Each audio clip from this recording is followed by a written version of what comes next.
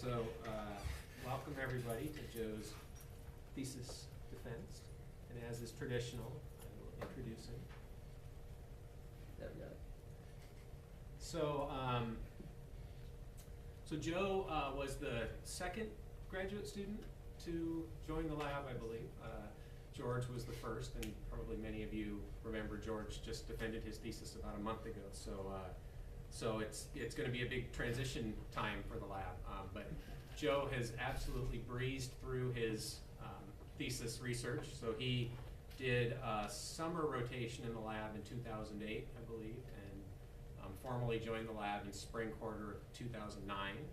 And here we are in summer of 2012, and he's defending his thesis. So Joe has definitely been on the fast track. And I remember I was impressed with Joe the first time that I met him when he came to interview for graduate school. And he'd already thought about biology of aging and developed an interest in the biology of aging. And what I didn't realize at the time was that Joe actually had already come up with a plan to cure aging as well. And in fact, he's published this in a book that he self-published on Amazon.com. It's called Trojan Cure. It's sort of a futuristic novel. Don't worry, I won't give it all away. I encourage you all to go to Amazon. I think for 99 cents you can download it to your Kindle. But in this book, he actually goes through a plan for curing aging, and I think Aubrey de Grey has sort of borrowed heavily from your. Oh yeah, obviously that's where it got all. So I'll let you go. I won't give that away, but I'll let you go find that. But it occurred to me when I was thinking about Joe's progress that in some ways his graduate career is sort of like a novel, and it's got adventure and suspense, and so this was Joe when he came to the lab, or before he came to the lab, and initially Joe was a very hard worker. He was always in the lab, very serious, spent long hours in the lab. But over time he loosened up and came to enjoy his lab mates and had some fun in the lab. Of course, there were the conflicts with coworkers over pipette men and pipette tips, how to respond to our reviews that we get back on our main research. But that's sort of par for the course in research. And like any good graduate student, Joe didn't limit his experiments to the lab. He liked to try new things outside the lab as well. And then we also got to learn some things. So Joe, probably most of you know that Joe started practicing dietary restriction, and so we study dietary restriction in the lab and how dietary restriction can extend lifespan. And so Joe sort of had his own method for practicing dietary restriction where he'd limit himself to one meal a day.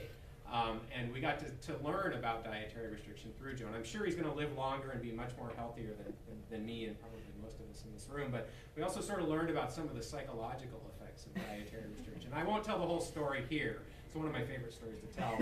But we did get to see what happens when somebody who's been restricting themselves for a long period of time gets confronted with an all-you-can-eat breakfast buffet at a hotel. It's not a pretty picture. I'll just leave it at that. And of course, like any good story, there was romance in Joe's graduate career.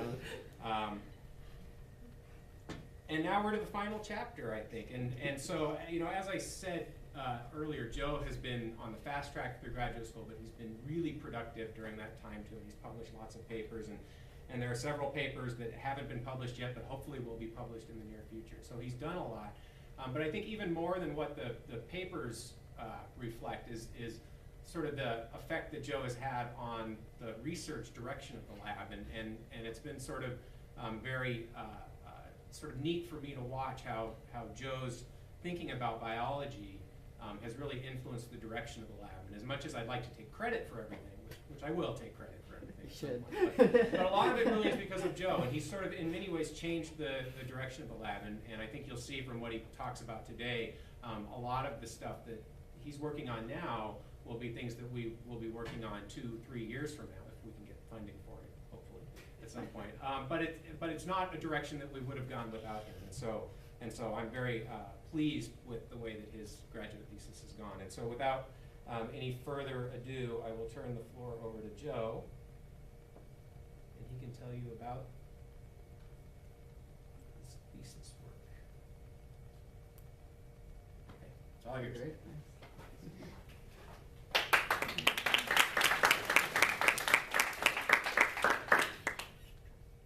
So I was a little bit worried about what Matt was going to say last time George had his defense a month ago, he just got up and said, "George is Clifford, isn't he a cute dog?" It's like, oh god, what was Matt gonna choose for me? What dog would I have chosen for you? Oh, I don't know. Good job. The baby one. Alright. We can vote on that later. Scooby-Doo. I can do that. Well, yeah, Matt's a funny guy, but I'm very nerdy, so this presentation is very nerd-oriented and has a lot of science in it, and I hope you guys are as nerdy as I am and think that's just as cool too. So, without any further ado, I'll go ahead and get started on the projects. Should probably plug in my presentation. Sweet. So as Matt said, I've had a chance to play around with a whole lot of different things in the lab, and it's because Matt has this really wonderful mentoring style where, you know, he'll tell us a lot of cool things to do and we'll do them, but as long as we have cool things of our own to present to him, we'll say, that's not going to work, but he lets us do it anyway. And eventually it comes out with something cool, on occasion. And there's a lot of things to go over, but I thought I'd just sort of pick and choose from a couple of them and get sort of the cool story out of what I've learned over the past 4 years. And just kind of prepare you guys for what's to come. It's about 50 slides. I'll try to get done by 4 o'clock or so. And it's going to be divided into 3 different sections. I'll talk about sort of what originally got me interested in the aging field in the first place, sort of the evolutionary reasons for aging, why we age at all.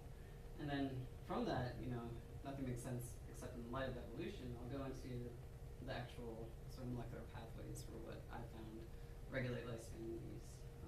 One part sirtuins and one part the thing that I think is really cool, nuclear tRNA signaling. I'm surprised George Martin actually didn't come to this talk. He goes to every single defense I've ever seen. And he's really written a lot of really cool things about aging. And one of my favorite quotes from him is from this 2003 science paper.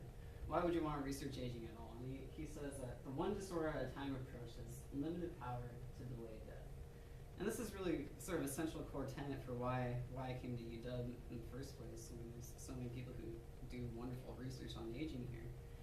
And I think that's a really important thing to go after because, as he showed in this paper and is kind of taken from previous papers, that if you cured all forms of cancer today, you would only get an average lifespan extension across the U.S. of about 3 years. And that's because age is the highest risk factor for so many different diseases, right? And so the idea is we already know something that slows down aging really well in just about everything we try, dietary restriction. And it seems very important that we should research dietary restriction, and it should help a wide variety of diseases. And that's sort of the core belief of why I think aging research is so important. And normally I hate including text on my slides, but I read something from Richard Miller, who originally created that graph, and I thought it was really cool. He said, it seems reasonable to suppose that the discovery of technique that can, in a laboratory animal, diminish to near zero the incidence of neoplasia, cardiovascular illness, and diabetic changes would prompt a substantial public commitment to working out the mechanism of the intervention and developing analogs that work well in humans. Reasonable, but wrong. Such an intervention has been clearly established for decades, and yet its investigation receives such a small proportion of government research funding, it can't be found in a pie chart. That's sort of a downer, but I thought it was really funny how he brought it up in such a sarcastic manner. Hopefully we've all believed that we can do something substantial with that small sliver in the pie chart. So why would you research yeast in terms of aging? And this is a question that I struggled with when I first came into the lab. Aging is something that affects every tissue in the body, and so maybe at certain different rates for different things. And yeast is a unicellular organism. Why would you want to study aging in that? Unfortunately, we found out that sort of this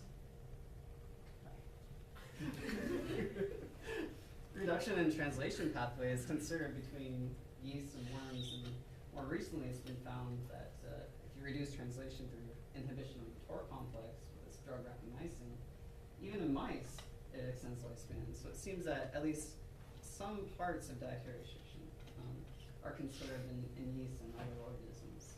So it's definitely possible to research aging in this really simple normal organism.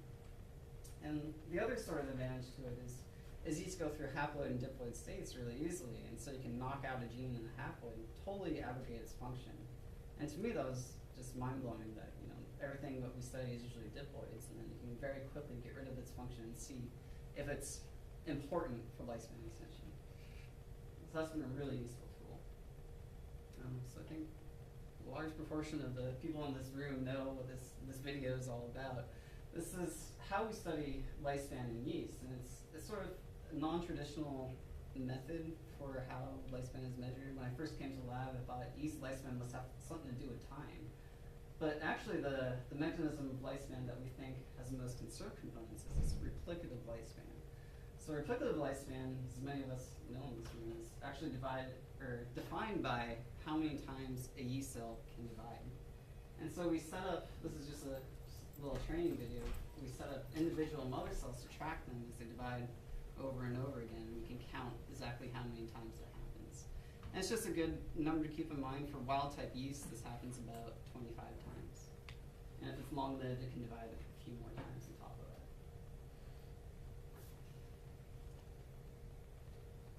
And so now actually getting into the project, that's sort of the background for why aging is interesting, why yeast can sort of be used for the system.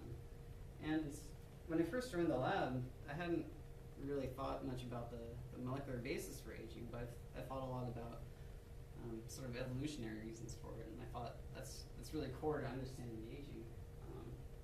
Basically, I look at mice and I see they live 2 or 3 years on average, but humans live 80 years. And so if it's just some entropy event where a cell just accumulates damage over time, why would a mouse be living so much shorter than a human? It didn't make sense to me. There must be some reason that mice are selected for their sort of optimum lifespan and humans are selected for their optimum lifespan, even if it has nothing to do with aging itself, but it's something that's created a fitness effect. And that's led to the theory of antagonistic phototropy. This gentleman named Williams figured this out and published it in 1957, that there could be this effect of a single gene where it makes it so the organism is more fit early in life, so it can produce more progeny.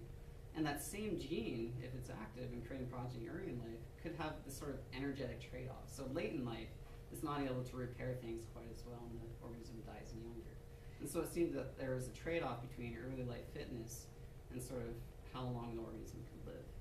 And we wanted to see, in general, how true was this theory in yeast.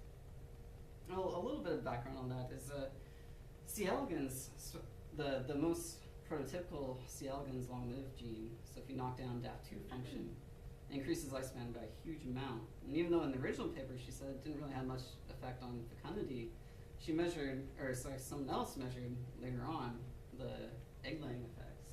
And there was actually a little bit less eggs laid early in life with this long-lived worm, and so it was thought that this fit with this antagonistic phototropy theory, something that makes it so the organism can live really long, can no longer have this ability to produce progeny early in life. But the thing is, this was all done on a gene-by-gene basis, and you can just add this at the end of the paper to make it interesting. But I was curious, well, is this true sort of in general? And especially in yeast, it didn't seem necessary that that might be the case, because replicative lifespan is defined as a form of progeny, right? So how many times a yeast cell can divide? Everything that's long-lived already divides many, many times. And the reason it might still be true in yeast is because fecundity in yeast really means something different than in another organism. So it just basically comes from how yeast propagate in culture. Every time a yeast cell divides in culture, it gives rise to a mother that's 1 division older and a daughter that has 0 divisions. And over time, I mentioned that yeast can divide about 25 times on average just for a wild-type cell. And once it's gotten to that point where it's divided 25 times, there's going to be 2 to the 25th other cells in there that are going to be younger than it. And half of those are going to have an age of 0. So it seemed weird that you could have an age effect in this organism which lives so long, so far beyond what fitness might select for. And so I thought, another measure of fecundity for yeast was how long it took to get from the first generation to the second generation to the third generation. So we just want to test that experimentally.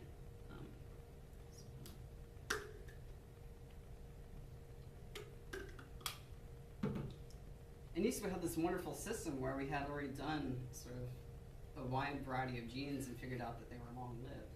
And we wondered how true in general was this evolutionary theory of aging in relation to these genes.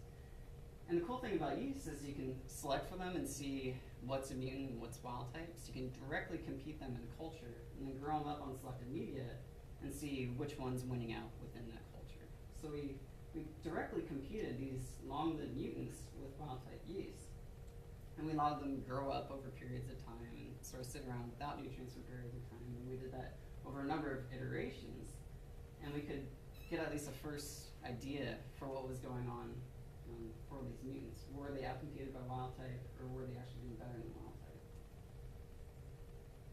And wild-type won so many times over the mutants. So this graph was just published in the paper. The more green it is, the more competitive defect these mutants had. So these were all long-lived genes, so they were all competing against wild-type. And wild-type always held the trophy and won. And this happened in 32 out of 49 cases. So this is sort of the first time that we could get a quantitative idea of how common this trade-off was. And importantly, we wanted to figure out, well, we found out that it has a fitness effect, but is it sort of something to do early in life? That was still an open question. So we went after that. And we figured out the reason why most of these were outcompeted by wild type was exactly what I hypothesized, was that this trade-off between generation to generation was really what's important for fitness. So we have the ability to measure how fast yeast grow just by how much absorbance in the culture it produces. And wild type yeast grow very fast, whereas these long-lived mutants, they cannot grow quite as fast as wild type. They're having trouble getting to the next generation as quickly. And when we looked further into it, we could get sort of a more mechanistic basis for that by looking at what phase of the cell cycle this was happening. And we ran flow cytometry through this and found that almost all of them were delayed in the G1 phase of the cell cycle. And that wasn't necessarily intuitive to me. You know, if they were delayed in S phase, maybe they were checking the integrity of DNA replication. If they were delayed in G2 phase, maybe they were segregating their mitochondria better or creating new mitochondria a little bit better. Something like that, but it was universal. It was 28 out of 32 cases that had this G1 delay. And to me, this set off a light in that we know that yeast have to grow to a certain minimum size before they can start dividing. And the reason that's interesting is if you have a delay in getting toward that minimum size before it can give rise to progeny, that fits exactly with this theory, right? And that sort of makes it so the yeast cannot get to the age of first reproduction before wild-type yeast. And that could be a reason it's being outcompeted. And we can measure that directly from the graphs you guys produce in the lifespan team. We can look at the first time point where we actually see how many buds come off that mother originally. And we see that when we pull all these mutants together, wild-type has about one daughter on average, and then if you look at these mutants, it has about 30% less than that. And so 30% less dividing at that first time point can create a huge fitness defect. And it's very clear that it's a part of its life that's early on. And we can further graph it out across its entire lifespan and see how much progeny it's producing at lifespan time points. And for these long-lived cells here, they're not producing quite as much as wild-type for up to 10 divisions. And then at that point, wild-type yeast start to accumulate damage, which these long-lived mutants aren't. And the long-lived mutants eventually can surpass the dividing capacity of these wild-type cells. The problem is there's just no selection for this in nature, simply because the cells that reach that point are so minuscule in number. And eventually, when we were arguing with reviewers, we had to sort of confirm this, and it came up with this really cool quote from Bray. Where's Bray?